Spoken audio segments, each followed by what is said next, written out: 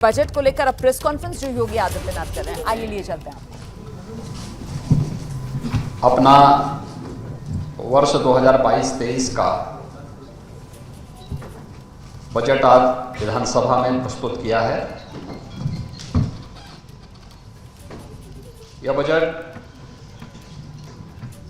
प्रदेश की 25 करोड़ जनता की जनाकांक्षाओं की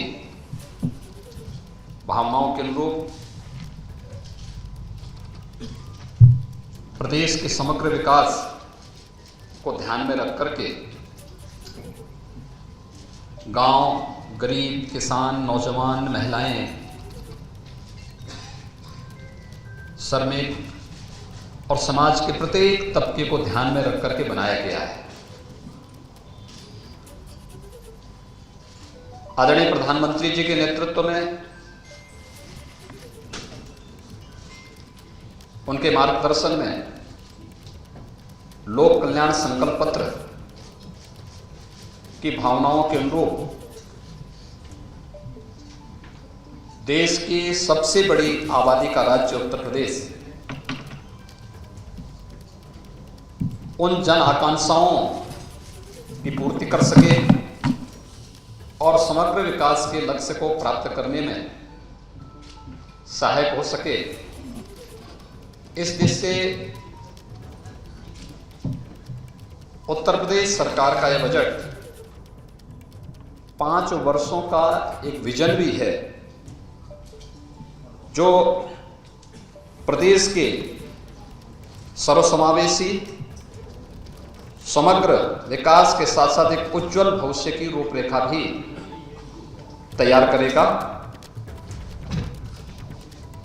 मित्रों, हम लोगों ने 2022 का विधानसभा का चुनाव के पूर्व एक लोक कल्याण पत्र जारी किया था। ये लोक कल्याण संकल्प पत्र में कुल 130 घोषणाएं हुई थी।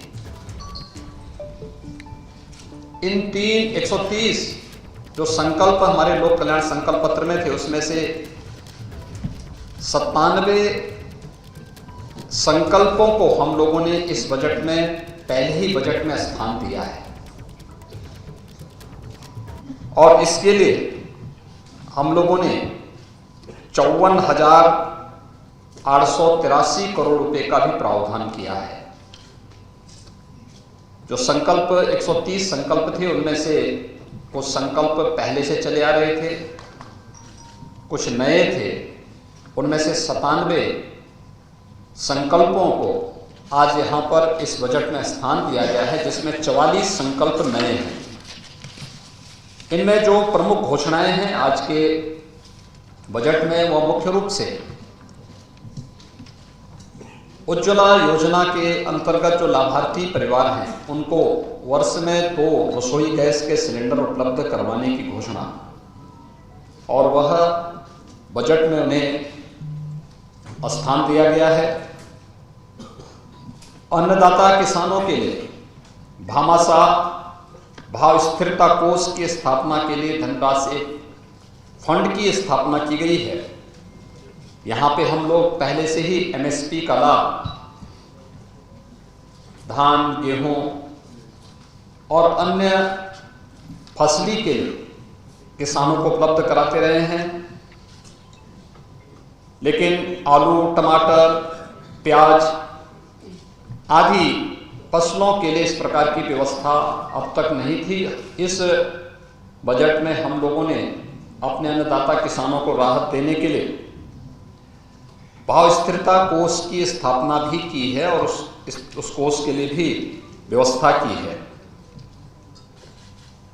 प्रदेश के अंदर आदरणीय प्रधानमंत्री जी का जो देश के लिए विजन है कि हम फर्टिलाइजर, केमिकल और पेस्टिसाइड में कमी लाते हुए प्राकृतिक खेती को बढ़ावा दे सकें। प्राकृतिक खेती की दिशा से उत्तर प्रदेश ने आदरणीय प्रधानमंत्री जी के मार्गदर्शन में पहले से ही अपनी कार्य योजना बनाई थी और उस कार्यक्रम के तहत यहाँ पे ट्रेनिंग के कुछ विशेष कार्यक्रम भी चले थे। प्रदेश में इस समय हजारों किसान ऐसे हैं जो प्राकृतिक खेती के साथ जुड़े हैं। उनके लिए टेस्टिंग लैब की स्थापना भी हर कमिश्नरी स्तर पर हम लोग स्थापित कर रहे हैं।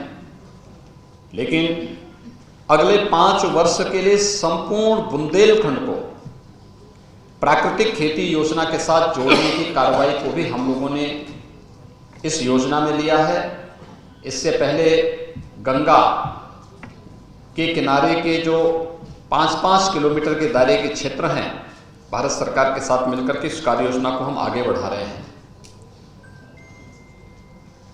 लोक कल्याण संकल्प पत्र में एक और घोषणा हम लोगों ने की थी, वह थी किसानों के लिए सिंचाई की योजना की व्यवस्था अगले 5 वर्ष के अंदर यानी 0 तक पहुंचाना, फ्री में उन्हें सिंचाई की सुविधा उपलब्ध हो सके। इसके लिए हम लोग पीएम कुसुम योजना के अंतर्गत निःशुल्क सोलर पैनल उपलब्ध कराने की कार्रवाई को आगे बढ़ा रहे हैं। 15,000 से अधिक सोलर पैनल की कार्रवाई को इस वित्तीय वर्ष में हम लोगों ने इस बजट का हिस्सा बनाया है, जिसका लाभ हमारे अन्नदाता किसानों को प्राप्त होगा। इसके अलावा प्रदेश के अंदर हम लोगों ने जो अन्नदाता किसानों के हित से अन्य जो तमाम घोषणाएं की हैं, जो इस बजट में हम लोगों ने इसे स्थान दिया है, जो प्रस्ताव दिए हैं, उसमें एमएसपी का लाभ हमारे अन्नदाता किसानों को प्राप्त हो सके, इसके लिए बजट का प्रावधान सिंचाई की अवशेष परियोजनाओं को आगे बढ़ाने के साथ ही 1,000 करोड़ रुपए की लागत से लघु सिंचाई की परियोजनाओं को पूरा करने के लिए भी एक विशेष प्रावधान इसमें दिया गया है। निषाद राज बोर्ड सब्सिडी योजना के अंतर्गत नाविकों के लिए नाव खरीद के लिए 40% तक सब्सिडी उपलब्ध करवाने की भी योजना हम लोगों ने इसके साथ ली है। और प्रदेश के अंदर गरीब कल्याण योजना के अंतर्गत एक गरीब कल्याण कार्ड भी जारी करने के लिए संपूर्ण परिवार सर्वेक्षण योजना को भी हम लोगों ने लिया है, जिससे पता लग सके कौन परिवार ऐसा है कि जो योजनाओं में केंद्र और प्रदेश सरकार की योजनाओं से भी वंचित रह गया है और फिर उसके लिए एक स्पेशल स्कीम चलाना है। दूसरा, प्रदेश के अंदर रोजगार के सृजन और स्वरोजगार के सृजन के लिए हर परिवार का एक व्यक्ति सरकारी नौकरी, रोजगार या स्वतः रोजगार के साथ जुड़े, इसके सर्वेक्षण के कार्यक्रम को भी हम लोगों ने इस बजट में स्थान दिया है। एमबीबीएस और पीजी की सीटें पिछले 5 वर्षों के अंदर प्रदेश के अंदर दुगनी हुई हैं। इसको दुगनी करने के लिए, इसको उससे भी ज्यादा करने के लिए हम लोगों ने बजट में प्रावधान किया है। अयोध्या में इंटरनेशनल एयरपोर्ट की स्थापना करने के लिए भी आवश्यक धनराशि की व्यवस्था इसमें की गई है। प्रदेश के अंदर वे असेवित जनपद जहां पे मेडिकल कॉलेज का निर्माण की कल्पना कोई सोचता भी नहीं था, बिजनौर, कुशीनगर, सुल्तानपुर, गोंडा, ललितपुर, लखीमपुर खीरी, चंदौली, बुलंदशहर, सोनभद्र, पीलीभीत, औरैया, कानपुर देहात, कौशाम्बी और अमेठी, वहां पर भी उसके लिए बजट का प्रावधान इस बजट में हम लोगों ने किया है। बुजुर्ग पुजारियों के लिए, संतों के लिए और उस तबके के लिए जो अब तक उपेक्षित था, एक पुरोहित कल्याण बोर्ड के गठन की कार्रवाई और उसके माध्यम से पुरोहित्य कला को आगे बढ़ाने के साथ साथ उनके समग्र विकास और प्रोत्साहन के लिए भी एक बोर्ड के गठन के कार्यक्रम को भी हम लोगों ने इसमें लिया है। प्रदेश के अंदर युवाओं के लिए खासतौर पर हम लोगों ने स्वामी विवेकानंद सशक्तिकरण योजना प्रारंभ की और इसके तहत हम अपने युवाओं को टैबलेट और स्मार्टफोन दे रहे हैं। स्नातक और स्नातक हर युवा को इसके लिए धनराशि की व्यवस्था हम लोगों ने बजट में की है। इसके साथ ही प्रदेश के अंदर सामूहिक विवाह योजना के लिए भी, जिसमें हम 51,000 रुपये गरीब कन्याओं की शादी के लिए, किसी भी जाति मत मजहब से जुड़ी हुई कन्या हो, 51,000 रुपये हम उसके लिए उपलब्ध करवाते हैं। तो वह उसके लिए भी विगत वर्ष तक प्रतिवर्ष 250 रुपये हुआ करता था। इस बार हम लोगों ने इस राशि को बढ़ा करके 600 करोड़ रुपये का प्रावधान किया है। निराश्रित महिला पेंशन की योजना 300 से बढ़ा करके 1,000 रुपया किया गया है, और इसके लिए भी जो पहले धनराशि गत वर्ष तक 1812 करोड़ हुआ करती थी, इस राशि को बढ़ा करके 4,032 करोड़ रुपये किया गया है।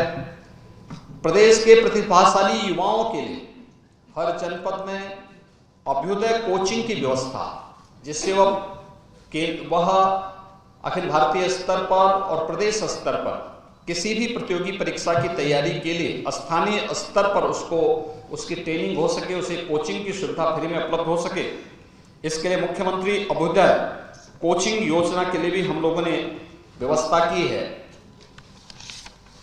वृद्धावस्था पेंशन की राशि, गत वर्ष तक ये राशि 3600 करोड़ रुपये सालाना हुआ करती थी। इस बार इसको बढ़ा करके 7,000 करोड़ रुपये से अधिक की इसमें बढ़ोतरी की है। यह राशि भी पहले उन बुजुर्गों को 300 रुपये मिलती थी, फिर वो बढ़ा करके 500 हमारी सरकार ने किया, और उसे इस समय 1,000 रुपये करने का प्रावधान भी किया गया है। प्रदेश के अंदर जो शुगर मिल है, चीनी उद्योग में विगत कुछ वर्षों के दौरान, पिछले 5 वर्ष के दौरान उत्तर प्रदेश ने देश में बहुत अग्रणी भूमिका में काम किया है। यहाँ तक कि कोरोना जैसी महामारी के दौरान भी हमने प्रदेश में चीनी मिलों को बंद नहीं होने दिया। गन्ना किसान के मन में उसके प्रति एक विशेष उत्साह भी है कि पहली बार ऐसे देखने को मिला जब कि सरकार अपने स्तर पर इनिशिएटिव लेकर के गन्ना किसानों के हितों के लिए कार्य कर रही है। हम लोगों ने पिछले बार 3 चीनी मिलों की नई स्थापना की थी। इसमें रमाला चीनी मिल, मुंडेरवा चीनी मिल और पिपराई चीनी मिल। इसके अलावा कुछ चीनी मिलों को जो बंद थे उनको हमने प्रारंभ किया। इस बार भी लगभग 6 ऐसी चीनी मिलों के लिए जो जर्जर स्थिति में हैं, उनके एक्सपेंशन और वहां उनके आधुनिकीकरण की कार्रवाई को भी सरकार ने अपने हाथ में लिया है, जिसमें क्षमता विस्तार के साथ साथ वहां पर आधुनिक चीनी मिलें लग सकें। ये प्रदेश के अलग अलग स्थानों पर हैं। उसमें सांथा है, मनोता है, आपके छाता चीनी मिल है, बुड़वल है। इसी के साथ ही जो मोहद्दीनपुर मेरठ की चीनी मिल है, उसमें डिस्टिलरी की स्थापना की कार्रवाई को भी हम लोगों ने इस बजट में स्थान दिया है। मित्रों, 2019 का प्रयागराज कुंभ उत्तर प्रदेश और देश और दुनिया के सामने अपनी एक नई पहचान बनाया। यह हमारा सौभाग्य है 2025 में फिर महाकुंभ का आयोजन होगा। दुनिया का सबसे बड़ा आध्यात्मिक और सांस्कृतिक आयोजन। हमारी सरकार अभी से इसकी तैयारी प्रारंभ करने जा रही है, और इसके लिए हम लोगों ने बजट में प्रावधान किया है। इसके लिए अलग से मत खोल करके प्रयागराज कुंभ को फिर से ऐतिहासिक बना करके देश और दुनिया का एक यूनिक इवेंट के रूप में से प्रस्तुत करने के लिए ये व्यवस्था भी इसमें की गई है। लोक परंपरा और लोक संस्कृति किसी भी सांस्कृतिक विरासत की आधार होती है। लोक गाथा, लोक परंपरा इस संस्कृति की आत्मा होती है। प्रदेश इस दिश से बहुत समृद्ध है। यहाँ पे पूर्वी उत्तर प्रदेश में भोजपुरी बोली जाती है, अवध और इसके आसपास के क्षेत्र में अवधी बोली जाती है। ब्रज हमारा जो क्षेत्र है इसमें ब्रज भाषा बोली जाती है। बुंदेलखंड क्षेत्र में बुंदेलखंडी बोली जाती है। इन सब के भी एकेडमी स्थापित हो, इन पर शोध हो, वहाँ पर इन लोक परंपराओं और लोक भाषाओं के उत्थान के लिए कुछ कार्य हो सके, इसके लिए संत कबीरदास भोजपुरी एकेडमी, केशवदास बुंदेली अकादमी, गोस्वामी तुलसीदास अवधी अकादमी और संत सूरदास ब्रजभाषा अकादमी के स्थापना की कार्रवाई को भी हम इस बजट में हम लोगों ने स्थान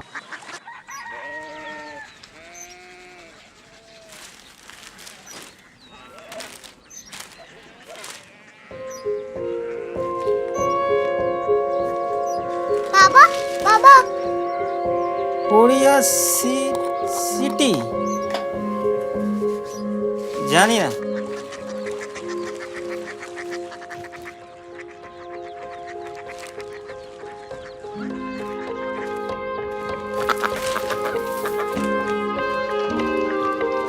Korea city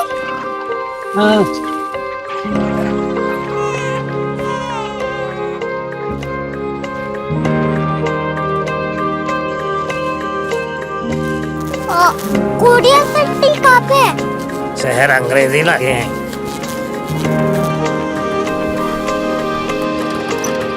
Korea city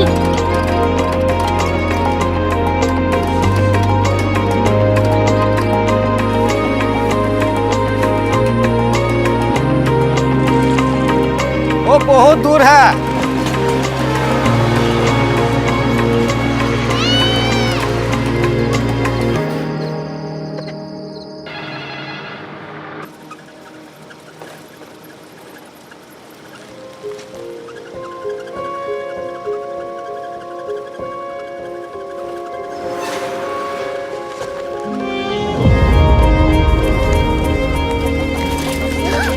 Korea city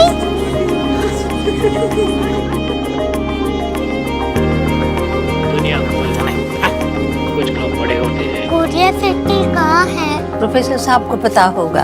हो ये छोटा वाला ग्लोब लगता है और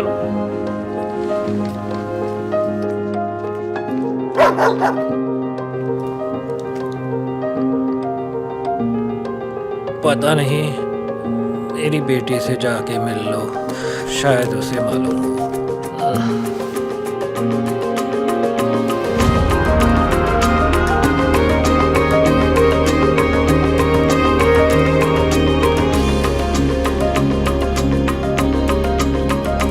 हाय, बाबा ने भेजा है। Come here. Korea city Korea city नहीं, क्यूरियोसिटी। वो क्या? That's what brought you here? जो तुम्हें यहाँ तक ले आया। क्यूरियोसिटी